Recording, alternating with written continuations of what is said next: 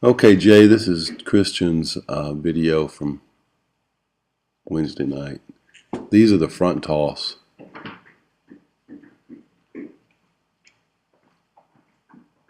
You can see, I always start with her feet and move up. You can see that when he starts to load, he transfers his weight back. The only thing I want to get him to do is start to understand a little bit more on how to utilize his feet to be a better hitter, and turning his back foot towards the plate, getting his toe pointing towards that back corner a little bit more would help him, especially when guys are starting to throw a lot harder.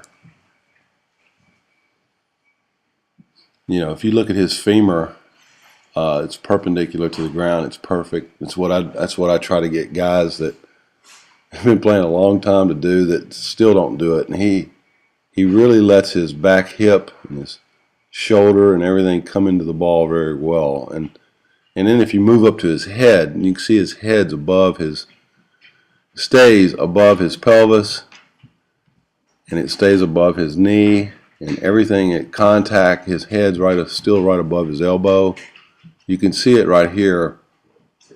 If you stopped it right there, you could see that you could draw a straight line between his head, his elbow, his hip, his knee. And these are live arm. This is me throwing it from 40 feet or so. And so you can tell that he's loading. He's kind of stepping and swinging, and that's something that we'll have to. What I want him to do is come down a little bit more on his front toe, as opposed to just kind of plopping his foot down. Like he plops it down right there and turns it at the same time. And what I'd like for him to do is kind of come down still with his foot closed. We'll talk more about that. And you can really break it down. See how he's opening up before he hits the ground?